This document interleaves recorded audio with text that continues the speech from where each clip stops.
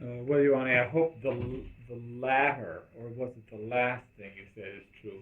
You know, I'm alive and I have a personality, so I think it comes into my music. Uh, it's strange how I came to write so tonally, as you say. It does sound like I do use the language of late Romanticism.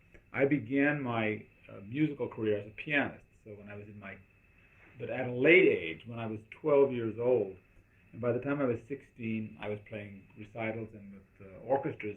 So I was a kind of old child prodigy. And the pieces I liked to play best during that period were large, sprawling romantic works like Schumann, Chopin, Liszt, and not short pieces, but the great big pieces like the Schumann Fantasy or the Chrysleriana, or I love the Chopin Fantasy, pieces that needed an interpreter to hold them all together. Then when I was in college, through various surprising events, I got interested in composition, or rather some traumatic events. One of which was I went to the Aspen Music Festival, and for the first time I had a piano teacher who was mean. I was used to a very kindly one, and it was so upsetting, it took the joy out of music for me. So I thought, what else can I do besides play the piano for that summer? And I thought, well, I'll either sing or compose. So I decided to compose, wrote a piano piece, soliloquy, and someone who was in Darius Milhaud's composition seminar, I said, why don't you come and play it for the great man? So I did, and he turned to me and said, my boy, you are a composer. And that was it.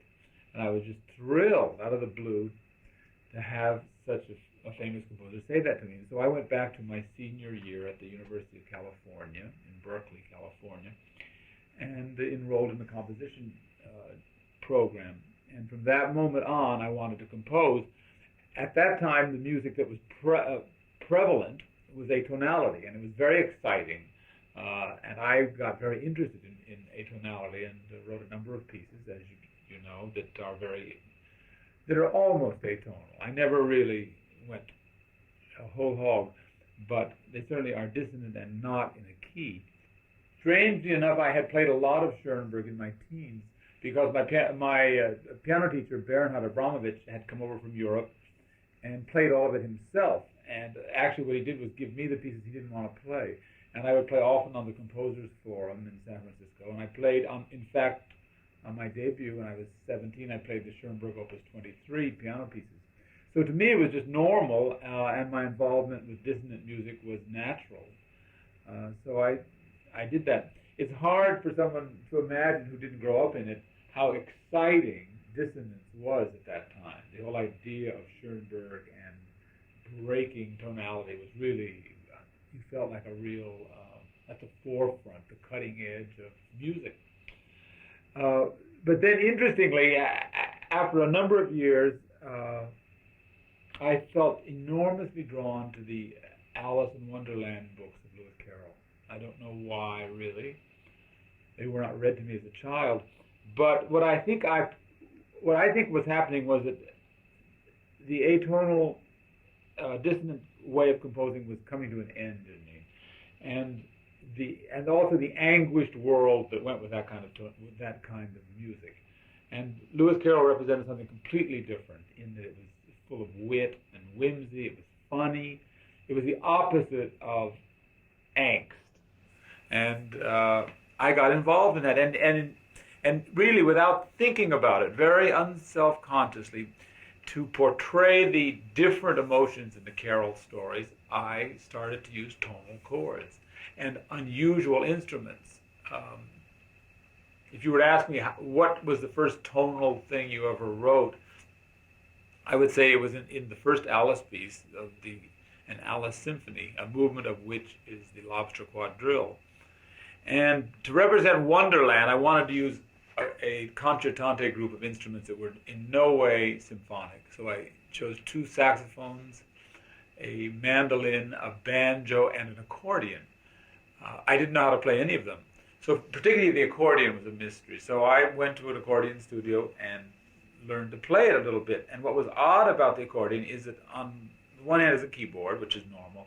The other hand are buttons, major, minor, diminished, and a few free bass notes.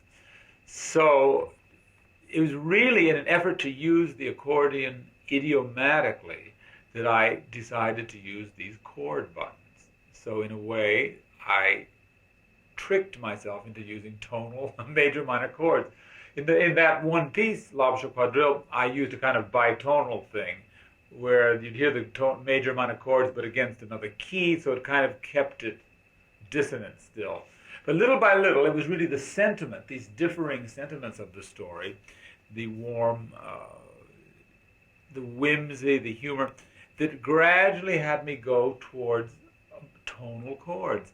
And I remember I used tonality in the beginning as a found object, or as something that had to be there because of the story. And the Mad Tea Party episode was an early Alice piece as well. And in that, of course, is a famous parody of Twinkle, Twinkle, Little Star, How I Wonder What You Are, which has to be associated with the famous tune. Well, of course, Lewis Carroll's parody is Twinkle, Twinkle, Little Bat, How I Wonder What You're At. So I thought to set that, I had to use the famous tune. But what was fascinating about the Lewis Carroll stories is that all of the poems that he wrote in the book are actually just parodies of existing Victorian tunes. So this is a case in point. The Twinkle, Twinkle, Little Bat was the parody of Twinkle, Twinkle, Little Star.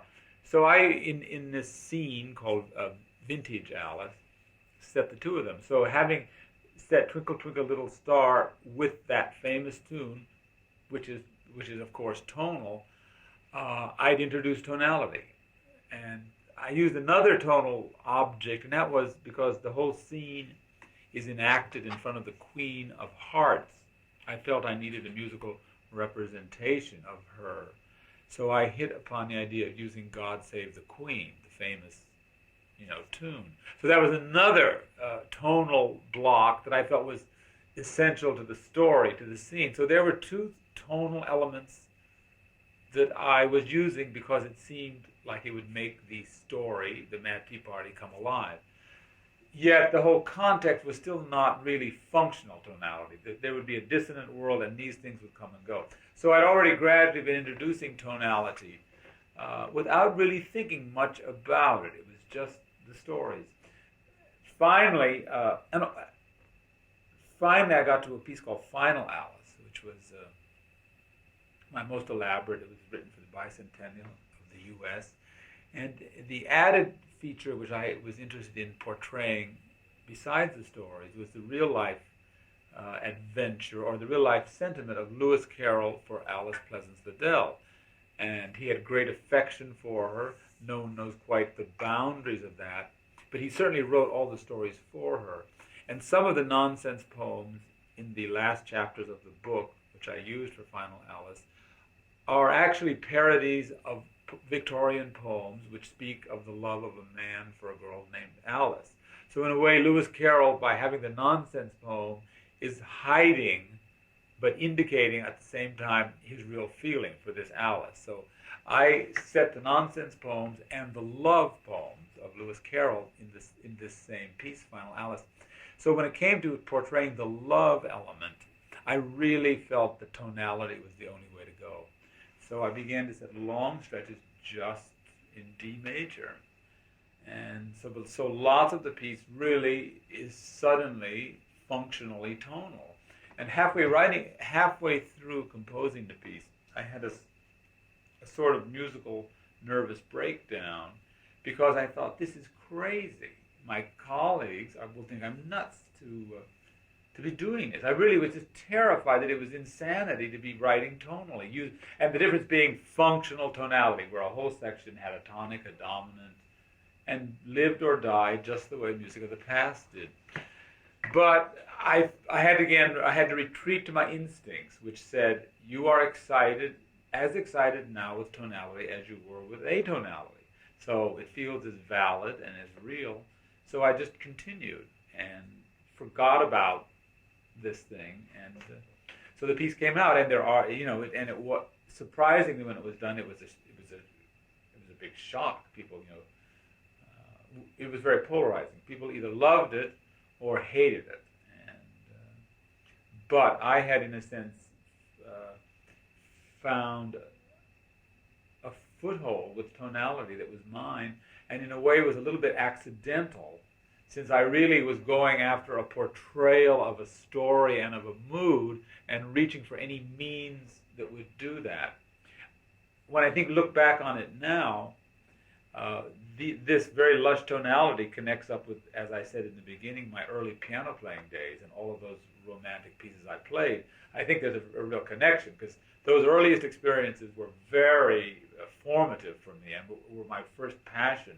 So I think as my composing developed, I wanted to include everything I loved about music, and that a large part of that was tonality. And somehow I found a way to use tonality and make it part of my active compositional technique.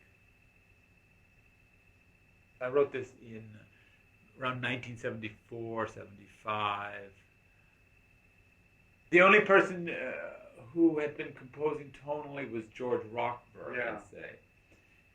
At that time he had combined things, so in a way he had done what I did, where you heard the tonality emerge through a scrim of raw notes, which I did in the early Alice pieces. And in my earliest ones, I only set the parts that were crazy, i.e. dissonant, like the Jabberwocky song, which is nonsense and about a monster. So that's basically is 12-tone. But the idea, and then when I wrote my Alice pieces, I hadn't heard any Rochberg, but I knew that he was experimenting with tonality, and I think he had written a violin concerto. So it was just dim, it really wasn't done. The thing which made my piece, Final Alice, so unusual was that it was so long. It was an hour long, and it was done by every major orchestra in America. And I was so lucky to have Barbara Hendricks in her first public performance, and she was just a fabulous singer and speaker.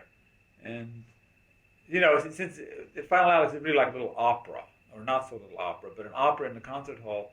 So, in a way, you're not just sitting and listening to tonality. It's sort of,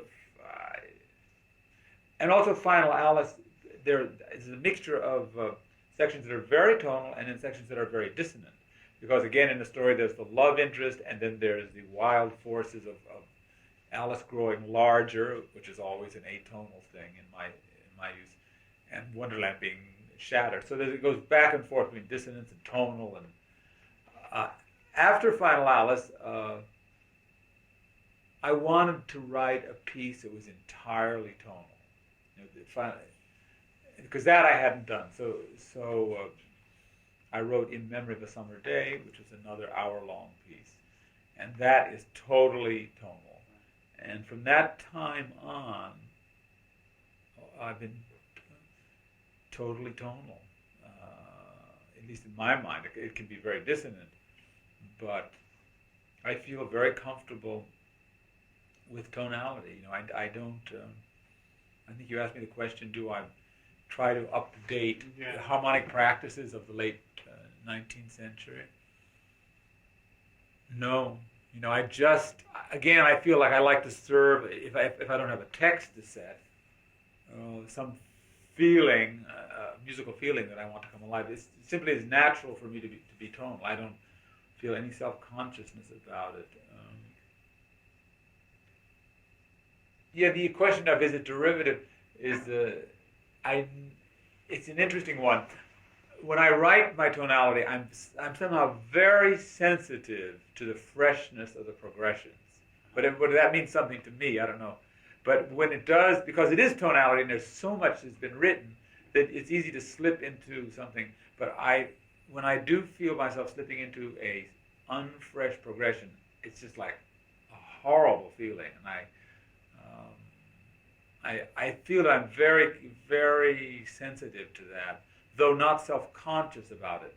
But it's interesting, when I wrote In Memory of a Summer Day, I wrote most of the piece, and at a certain point, I woke up one day and thought, it all isn't dissonant enough.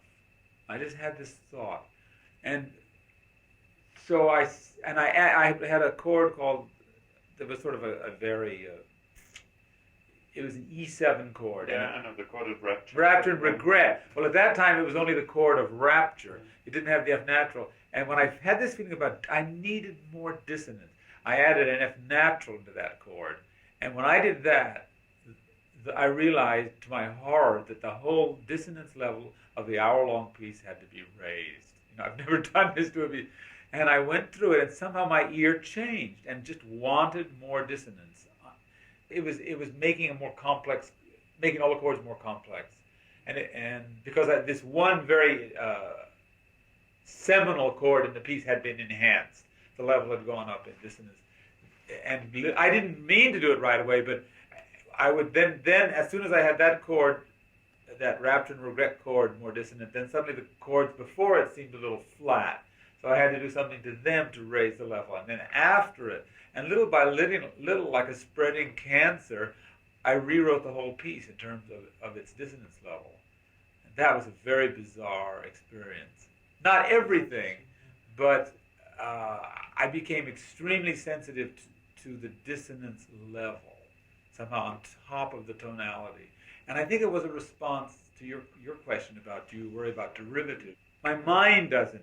But I think my instincts were saying this isn't fresh enough, the tonality. You have to give it a sting that's just something. And you have to personalize the harmony. Because it was very...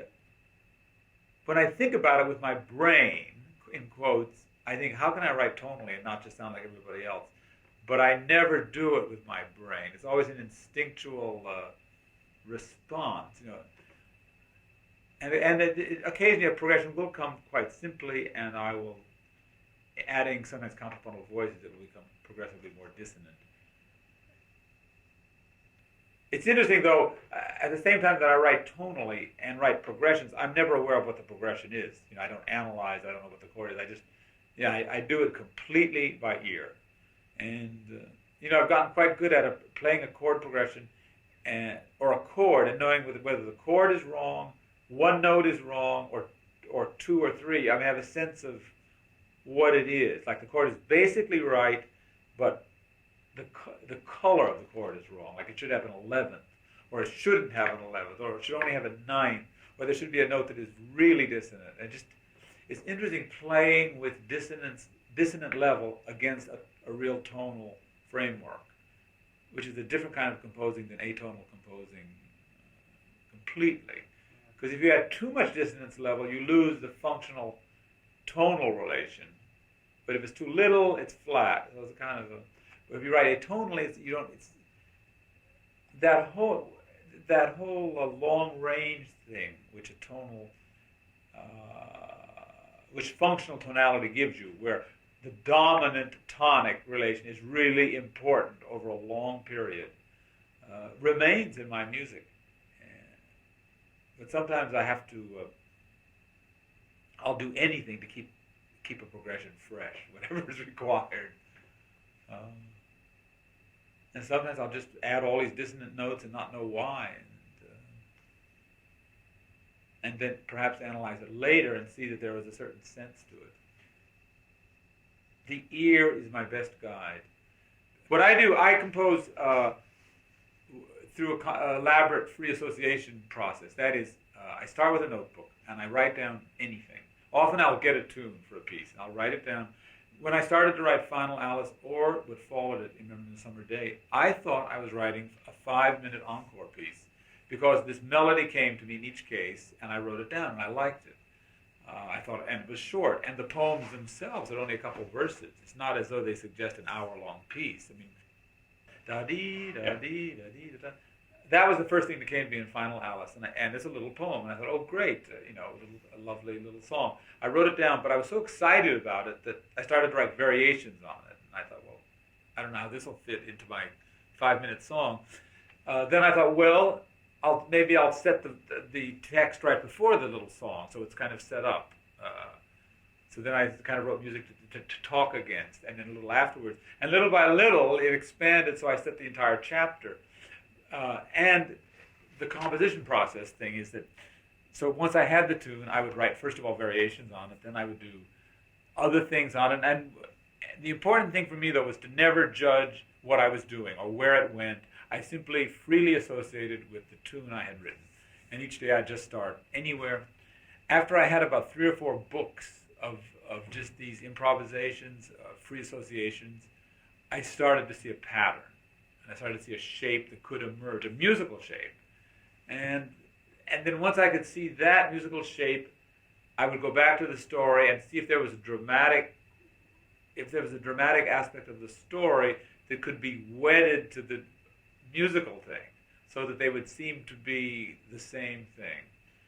And so the piece grew like that. And the fact that it came out to be an hour, I resisted the whole step of the way. I couldn't believe I could write a piece that was an hour long. I did not want to be that different. I wanted to be more normal. But I simply, in all these long pieces I've written, I've been dragged there. I did not want to do it. But my ear, after a while, and the association of material suggested these big things. So I went with it. But it was more a question of surrendering to the forces than to planning them out ahead of time. Well, there's quite a bit of variety of material. Well, no, I like to use, I guess it comes out of the process I described, where I find every possible variation and every kind of variation I can with a given material, but I don't do it on purpose. It's not as though I say, I'm only going to do this. It just found, it had sufficient interest and awoke enough variation in me that it seemed sufficient. In Memory of a Summer Day, I was interested in the fact that with the very simple tune that runs through it, I found so many completely contrasting harmonizations, and it raised the question in my mind: what is a melody? I mean, what is a contrasting melody? There's A and then there's B melody. I thought, could you not use the same melodic outline yet have the harmonization so different that it would have the effect of a completely fresh melody? That appealed to me in Memory of a Summer Day. And the 3 movements, the first movement, and all 3 movements have the same tune. But each one I tried to harmonize so differently and to go to such different places that you wouldn't notice that they were the same. Or perhaps it's like the tone poem idea of Liszt, where you transform the same melody into various guises. Right. So I was very interested in that, although until I had completed In Memory of a Summer Day, I had not consciously realized that it was all just one melody. I was sort of horrified. I thought, this is... Except for some reason there's a trio section. The second movement of In Memory of a Summer Day is a march. Yeah. For some reason that I wrote one day, totally has nothing to do with anything else. I don't know why. I just wrote it. And then the way it always happens with me, I write something and then have to find a place for it. Or it came out in my notebook, it has nothing to do with anything else. But I like to compose that way, where it's like the computer of my musical brain prints out this material. I don't know where it goes, what it is, but there I have it, and so I have to find a place for it. For me, that's very exciting, because I feel like I have nothing to do with it, or I'm presented with this stuff, and I have to find a place for it. I like that involuntary response to intuitive formulations of my musical imagination. But I increasingly, when I try to describe or think about the process of composing, return to the image of the computer, because I think that's the way. The brain is like a very complicated computer. If one surrenders to it, if I feel if I really let happen whatever's going to happen, I have no control over what it is once I get going, and I just have to let it come out. And I don't know what it is, I don't know where it goes, but I know it's coming from a deep source, and all my job is to somehow find its place or see the continuity. And invariably in these notebooks, for example, like for Final Alice, I had 20 notebooks. In Memory of a Summer Day, I had even more. All of the material fits somewhere, and it almost seems like magic, or like a some kind of chess game, or crossword puzzle all fits together. Sometimes it'll just be a rhythm or a color or whatever comes to mind. But invariably, a theme has to come to me, and then I have to have something that I am in love with, or develop that.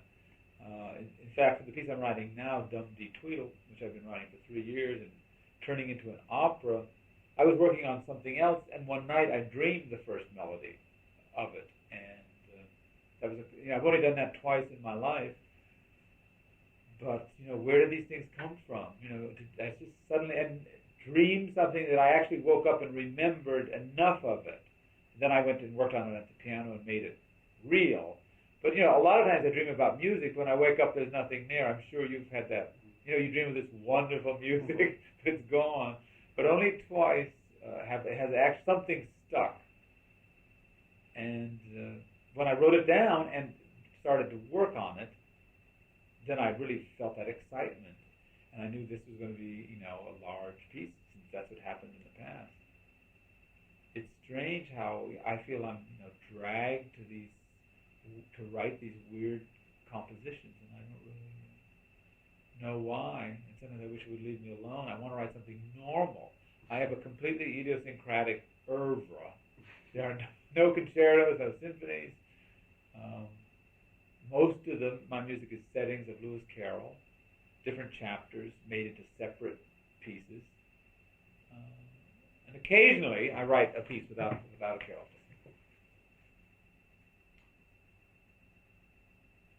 That is true. William Burroughs was a passion of mine quite a while back, before Alice. And I love his writing. But I've never found musical notes for his words.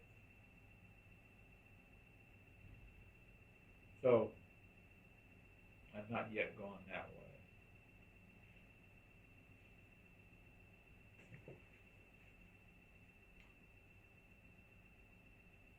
It's true. That's a very good observation. My music is climax happy. It's interesting that, I think I feel... because, as you say, so much of 20th century music is not interested in climaxes. Mm-hmm. It's more interested in texture. Mm-hmm. Perhaps I felt that the whole idea of thrilling you and having climaxes was fresh. And again, I think it comes with the language that I inhabit. Well, I think if I use the language of late Romanticism, it is involved in enormous climaxes and a lot of emotional...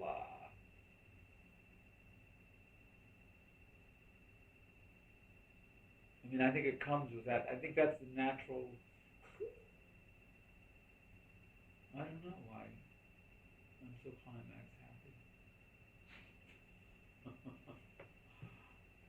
But I always feel that... if we get back to an earlier question, you asked me something about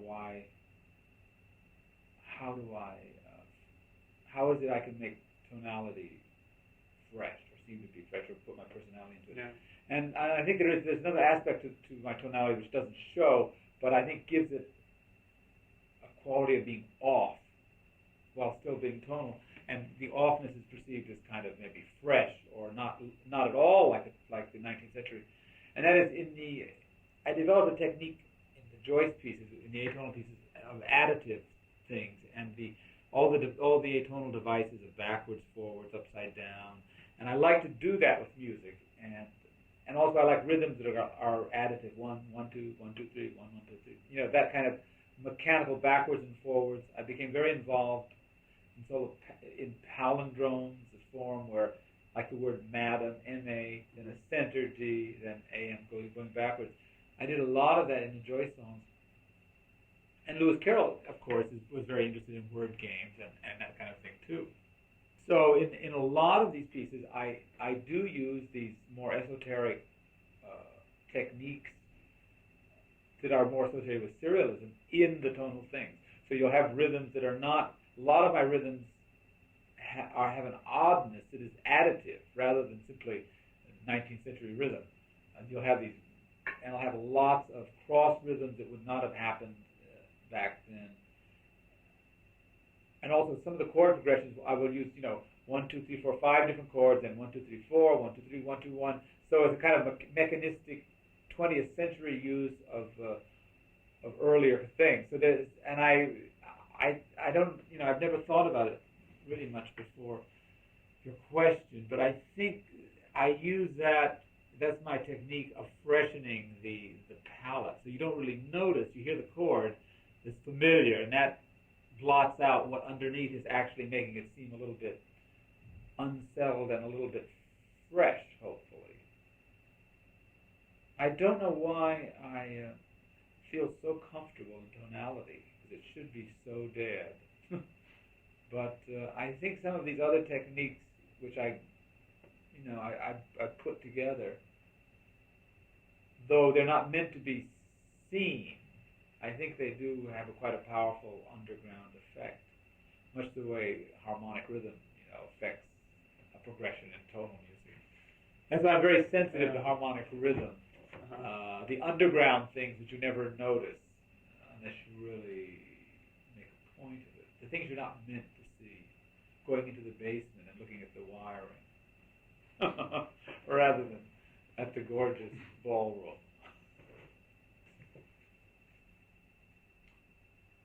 Well, I like very much to have something getting faster while something underneath is getting slower, and have them sort of cross. I'm very interested in that. Or just having...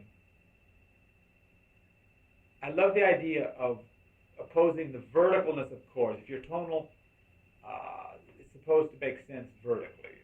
But if you have a strong enough horizontal pull, a contrapuntal thing, if that's strong enough, you can tolerate an enormous amount of dissonance underneath. And I've gotten very interested in that. For example, if one set of lines is going inexorably faster, that's a very powerful horizontal push. And another line is going inexorably slower, that's going in the opposite direction but equally powerful.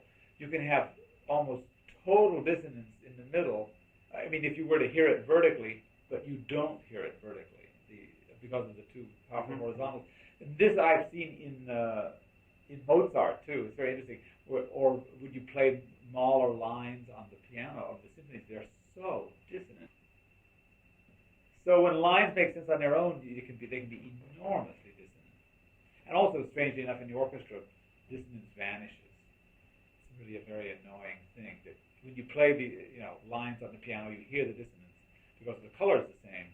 But in the orchestra, somehow, when you put an F sharp in the horn against a G natural in the strings, it doesn't sound dissonant. It's an odd thing.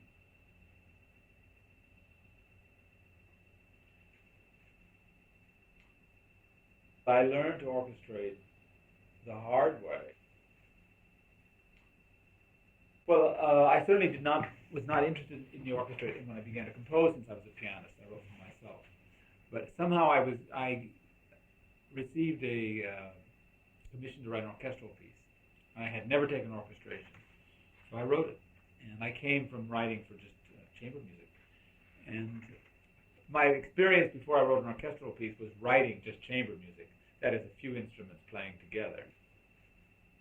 And also in those days, you didn't double things at the octave. Right. So I wrote this orchestral piece somehow with those chamber music principles in mind, and it sounded horrible.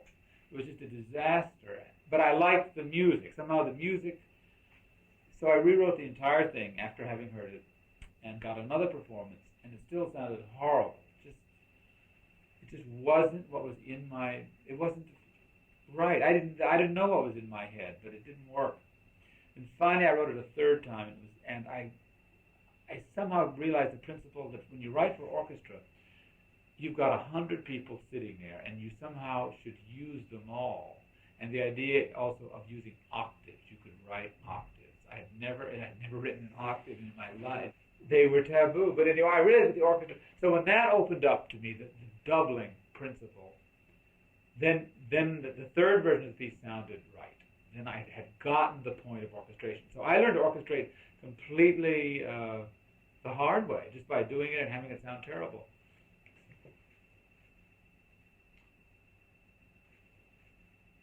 I revise a lot. Invariably, I change only the orchestration. I never change the music. But it is all in the direction of clarity. Or another thing that's important to me, I think, is that until you hear the piece, I mean, hearing the piece the first time is a big creative step, because to actually hear the reality gives me wonderful ideas of orchestration. I think, oh, I only used one flute. I mean, I could have had all the flutes and a piccolo. Suddenly I get other ideas, and I don't understand how composers can not be excited by the reality and get more and more ideas. So or also because often I'll try to oppose.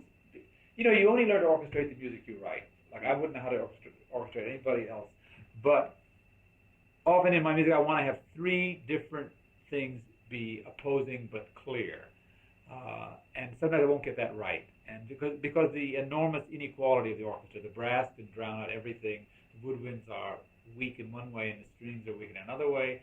But if you want to use all three in an effective, juxtaposed way, it's difficult. And I often don't get that right. But it's more orchestration for me is it's so important to have what happens in the music generate the changes in the orchestration. I think effective orchestration is the combination of the two things: musical event and appropriate color. And I have to analyze my music finally when I orchestrate it. Like I have to know where the climax really is. I have to know where the dissonant notes are, and then find an orchestral equivalent. And since when I write the music, I try to have no idea of the orchestration. I simply write lines that go together, create a continuity that makes sense. And once I get that as well as I can, then it's as though I have to turn my brain onto another channel and rethink it all now for the orchestra. How do I do this? And for me, it's much easier to compose the music than to orchestrate it. And usually it takes me longer to orchestrate than to compose. That transition into orchestral color of all of these musical ideas that make sense, but really were not written with the orchestra in mind. I love that challenge. I love that recreative process. But for example, I asked Bill Schumann. I said, when you orchestrate, do you revise, or do you know what you're doing right away? He says, every melody, every note I write, I know what instrument plays it. I hear it. I've never rewritten a note. So there are many ways. Whereas Debussy, when he wrote La Mer, every time he heard a performance, he tried to run backstage and make changes. And I'm, of course, more sympathetic to him. Because it is, at a certain point, you have to abandon, as Verlaine said he did to poems, you have to abandon the orchestration. I mean, some things are never as good as you can imagine it, but there's no existing thing that'll make it work, or you don't know, or you can't think of it. So at a certain point, I say enough. But I've done a lot of changes, and mostly in clarity. And that's also what makes me so fascinated with Mahler, looking at Mahler versions. He also, with all of his experience as a conductor, he revised till he died. I mean, just constantly. Mahler and I've looked at the different versions, and it seemed to me that all of his changes are in the interest of clarity. Keep the instrumental choirs separate and lines clearer. It is an unending kind of challenge. Because, in a way, it's easy to compose. The note is right or the note is wrong. With orchestration, it can go many ways. I mean, so many different colors would be okay. When you're faced with a piano score, it's just anything can play anything. It's very hard to create an instrumental combination that seems like it just had to be that way. And I often orchestrate with the choirs rather than the individual instruments, like strings, woodwinds, brass. Just use them. I deploy them sort of in a generalized way over a series of pages of music. It helped me in learning to orchestrate to look at Ravel's scores, since most of his wonderful orchestrations were of existing piano pieces that are equally wonderful as piano pieces. Right, and that must be the way that Ravel did it, since a lot of them existed as piano pieces, and then he orchestrated them. So I like that, because if he could do it and make such wonderful orchestrations, it gives me hope that I can do it too. Because I often have felt guilty that I wasn't thinking of the orchestra when I wrote the music, that it was a separate process. But that's a silly prejudice, since so many great composers did it. Well, Stravinsky said, I have written every note of the piano, and Schoenberg said, if you use the piano, you are not a real composer. So they're the two in total opposition. Of course I use the piano, it's my natural instrument, you know. What I don't understand how composers do, I need the piano, especially in a long piece, to play it and get a sense of the continuity, of the dramatic continuity, like when should I stop? When should I have a climax? I mean, how can I experience that except in the physical reality of the sound? Because, you know, music is energy, and I can't recreate that energy in my head. I have to actually hear it the way people hear it. So, you know, when people say they hear it in their head, when composers come to me and say they hear it in their head, you know, I don't believe it.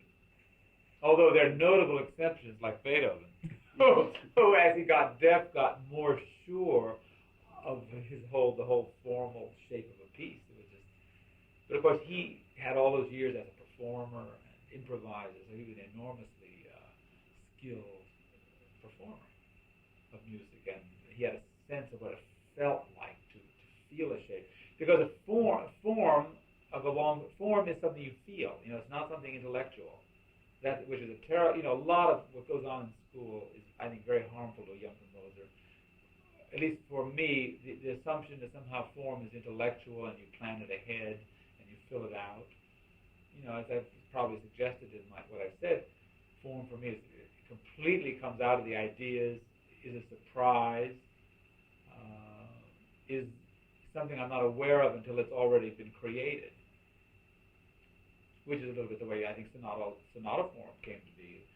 When people were first writing sonata forms, it wasn't codified. It was kind of in the air.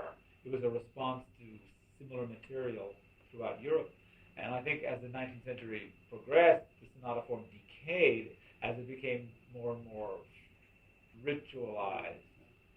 Like the Schumann sonata form is not nearly as interesting as Mozart or Beethoven.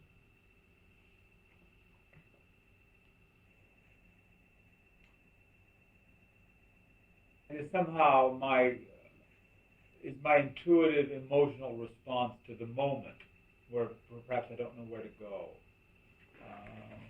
But I spend a lot of time, once I have roughed out a piece, have a rough continuity, really refining it and trying to make the whole long arc of the piece all equally interesting. I mean, that's the dream, that it's all interesting and holds you. I always think of the piece that epitomizes that for me is Der Abschied, Das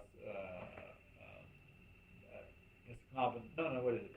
Das Lied von der Erde, the Mahler, where the last song, which is half hour plus, seems just, you know, magically held and sustaining of interest. That's sort of an ideal, the way he can do that. And yet it's all kind of unanalyzable. All you can see, he's responding. The form is his own. It doesn't really fall into any preconceived shape. And I've sort of thrown myself, you know, I mean, perforce, when you use a text, if you follow when you're using a text, you're already kind of out there in terms of form. It doesn't fit into a sonata, scherzo, or so well. I think a lot of times composers had to have the courage to write odd, irregular pieces because of text. You know, that whole idea that the text inspires you. It also allows you to take chances you might never have done if you were just writing instrumental music. I don't think Tristan and Isolde would have existed without that text. I mean, he wouldn't have written that music except as a response to those words, which for him obviously were connected with a deep emotional experience of falling in love and as he did. Composing music is very emotional and has a lot less to do with the so-called intellect than I think is taught in schools. I think young composers should be sent into therapy and have all of their deepest fears and emotional traumas brought to the surface in some way. But I think that actually is closer to why somebody writes music than all of the intellectual, all the comfort of looking at a perfect form or a perfect system of composing music. In fact, I think, for me, I think composing music, and particularly Alice in Wonderland, is my response to trying to create a world that makes sense, in contrast to the world I grew up in as a child. Because a lot of my childhood was very chaotic and frightening. And I think the desire to make order, to create a world, not to write little pieces, but to have a long piece, an hour-long piece, which is a world, for me, a world of sound, to have it make sense is like for me to recreate my childhood over again in a way that is more successful, maybe. And I think I also hung on to Lewis Carroll for that reason, because it is a magical world, Alice in Wonderland. At the same time, it contains a lot of anger and violence, which was like my childhood too. So I'm sort of like recreating the same world of emotion and energy, but I get to do it again. I've never said that before in an interview. This is news.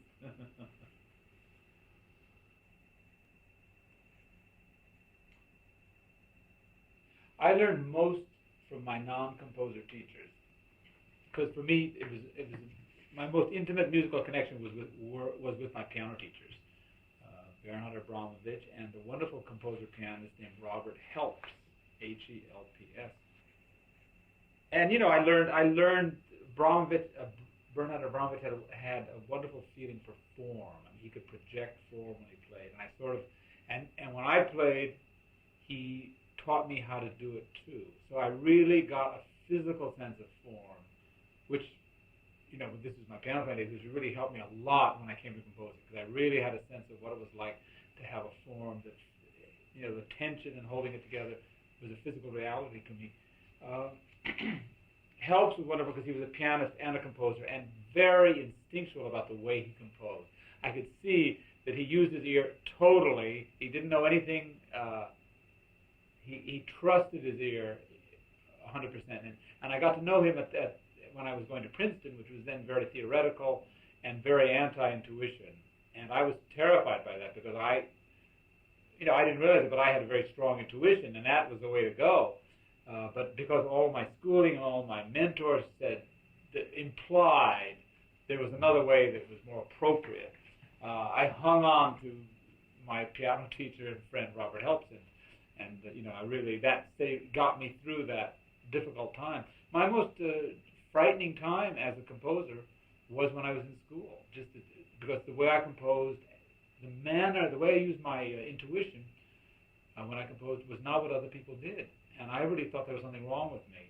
But I knew it was good, but I felt lonely. Like no one encouraged me to do it. I was sort of out there alone. I was so frightened that after 1 year of graduate school at Princeton, I quit. And my instinct said, if you stay here, something will die. And I bummed around New York. I taught piano, played dance classes for a couple of years, and wrote music.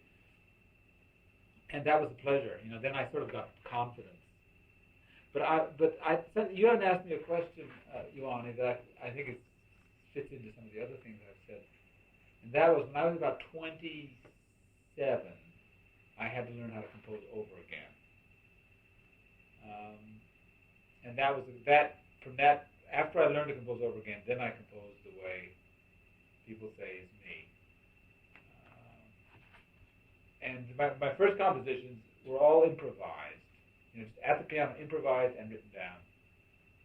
And I would improvise to a point, stop, and then try and imagine how it should go on.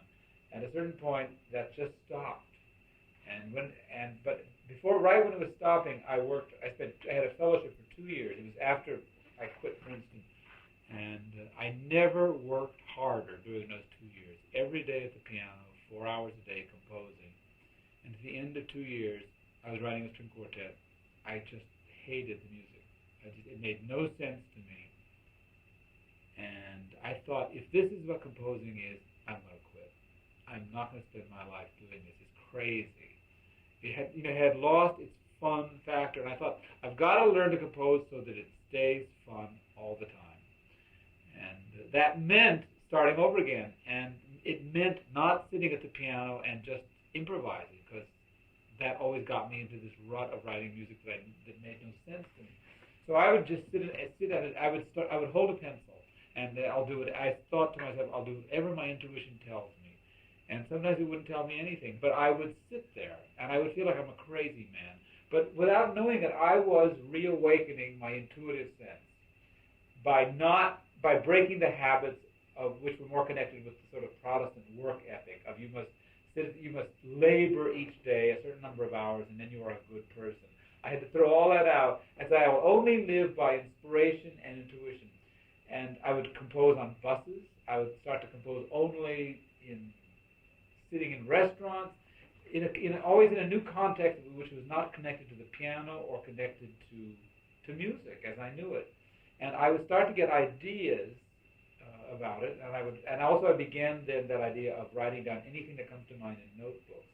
And little by little, I completely changed the way I composed. I got interested in severe disciplines like the backwards and forwards and the inversions and retrogrades. This kind of additive rhythms for some reason began to interest me. I don't know why. It had certainly not been part of my piano playing days. I hadn't been aware of it, if a rhythm was additive or not. I just played the notes. But little by little, I kind of started to compose over again. And that was a very crucial time for me. And what made the difference was that the guiding principle was that it must remain fun. And I think that's so important, because imagination and the best that's in you is connected with pleasure. It's about pleasure. And composing is all about having a good time and playing with notes. That's it. Whether you're Aaron Copland or a beginner. And I've gotten to know composers. I was very close to Aaron Copland. And we got so close because I felt very sympathetic towards him. And he was a very intuitive, instinctual composer who, it was always a joy to compose, or he didn't do it. I could see that. And that helped me, to counterpoise him against the Princeton kind of composer, which just frightened me. It was so... I studied with the two most intuitive and musical composers, but it was more that the spirit of the place and of the times was for this intellectual kind of thing, because it was new there. The idea of making music intellectual was a fresh, hot idea. And the most powerhouse had the best faculty, the most powerful place, and it was hard. I had only composed for 2 years, and here I was trying to say I knew a way better than Princeton, and that was terrifying. So, luckily, I did know Copland, and he was a lot more famous and better composer than any of the Princeton people, of course. So that helped me. I thought, if he's doing this by just treating it as though it's a pleasure, I'm going to do that too. Now I'll ally myself with him. Also with Bob Helps was another one who was intuitive. So I went, I very much went that way, and it's the way to go. I mean, I don't know what else there is. So I'm always fearful of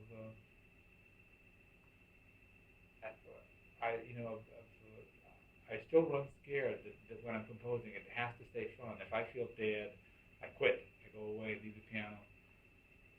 Because I know my inside computer is working on it. I mean, when I'm composing, I wake up in the middle of the night and my brain will be going da da da da da da da da da da da da. I mean, just the same pattern. It's doing all this work. It's trying every combination, and then when I wake up in the morning, suddenly I have an idea. So I feel like I have to be available to all of that. It's real hard. That's a real crunch. Like, how do you force your intuition? Well, your computer knows that, and it sort of balances everything. And I usually make my deadlines, but it gets real hairy sometimes. It gets real hairy, and I don't. And I get, and the tighter it gets, the more I have to work longer hours. But again, it always has to stay fun, because if I give that up, I go dead, and then I can't do anything. So I have to balance, composing with, sleeping enough, getting some exercise, and just having trying to have a normal life. It's like a tensile strength has to be maintained. You can't, there's a rhythm to that kind of work. That's why I like very much to go to these art colonies that are around the U.S., like Yaddo, YADDO, McDowell Colony. And they feed you, give you a studio, and you don't have to think about anything but your work. They take you out of your life, and I heartily recommend it for any composer, young or old. I love it. And it's a fun social experience, too. But the idea of it is just what a composer needs, and that is to be taken out of all of the daily cares.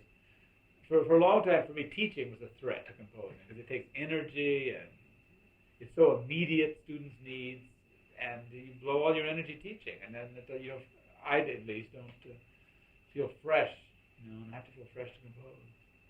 So it works better now for me, because I do all my teaching in 1 or 2 days consecutive. So I can get some continuity 4 or 5 other days. I need it for financial reasons, but I also enjoy teaching. I come from a family of teachers. Everyone in my family, I'm the oldest of 5, are teachers. We're all teachers. My parents were teachers. Seems to run in the